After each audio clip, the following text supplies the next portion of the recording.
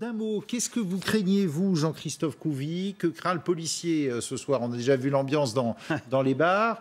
Y a des consignes particulières? Ouais, la consigne, c'est vigilance. Là, on voit bien que les gens voilà, sont chauds bouillants. On a rouvert un petit peu le champ des possibles, puisqu'on n'a plus d'autorisation, l'autorisation de ne plus porter le masque. On revoit, on reconnaît un petit peu la liesse populaire. Ça fait du bien aussi. Voilà, tant que ça reste bon enfant, nous, au contraire, on est ravis. Ça met du baume au cœur. Après, bien sûr, on espère qu'il n'y aura pas trop de débordements dans le milieu de la nuit.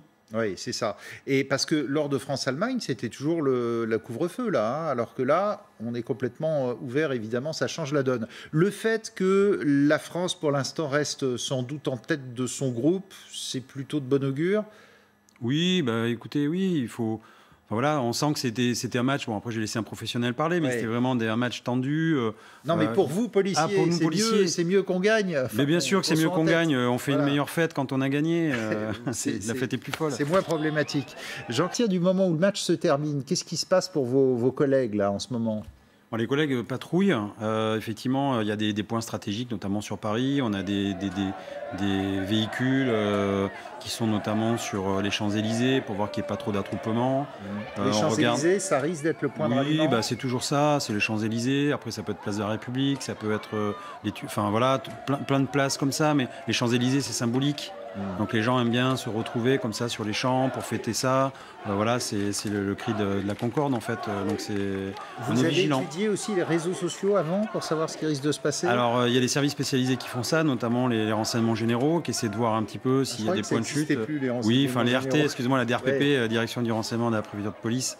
Autant pour moi, j'en ai fait partie, c'est pour ça, donc c'est un vieux réflexe. Mais on essaie de regarder un petit peu effectivement les réseaux sociaux et de voir s'il n'y a pas des points de chute qui sont organisés, s'il n'y a pas des projets X, comme c'est à la mode, là où on se regroupe à des milliers de personnes dans un endroit. Voilà. Donc on a des spotters qui essaient de voir si ça ne se regroupe pas. Et qui communiquent. Jean-Christophe Couvi, est-ce que vous avez reçu aussi, ou vos collègues, des instructions pour dire « Oh là là, attention, il faut que la liesse populaire elle ait lieu aussi, après tout ce qu'on a subi ». Oui, alors bien sûr, c'est pas forcément des instructions, encore une fois, c'est toujours la vigilance. Faire respecter les règles sanitaires si possible. On a toujours, vous savez, cette indication de ne pas se regrouper à plus de 10 personnes. Alors là, on voit bien que ça va être très compliqué. Là, oui, ça va être compliqué. Encore une fois, on fait appel à du discernement. Nos collègues sont professionnels, ils savent très bien. On est aussi dans la communication et le dialogue. Après, quand il y aura des milliers de personnes, qu'est-ce que vous voulez qu'on fasse? On ne va pas intervenir, risquer une surenchère de la violence. Voilà. Le souci, c'est quoi? C'est l'alcoolisation à outrance?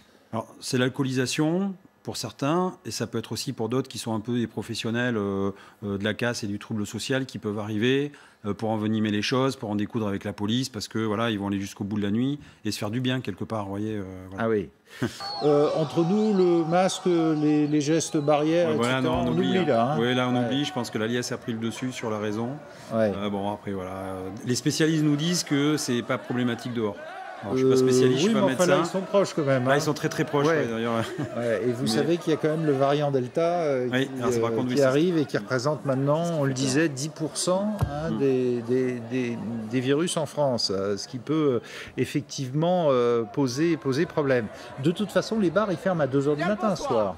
Oui, bar 2h du matin et après, retour au bercail. Bien sûr, on va je pense que mes collègues ont ces consignes-là, justement, c'est de fermer très rapidement, à l'heure dite, les bars pour que justement tout le monde puisse repartir chez soi et que la fête soit un peu moins longue. Donc là, vous avez quoi, 3 heures un peu compliquées? 3 heures de surveillance, 3 heures on est sur nos gardes, 3 heures on va laisser les gens aussi faire la fête, s'exprimer, tout en respectant leur liberté et en étant, en fait, on est quand même les garants justement qu'ils fassent la fête en sécurité.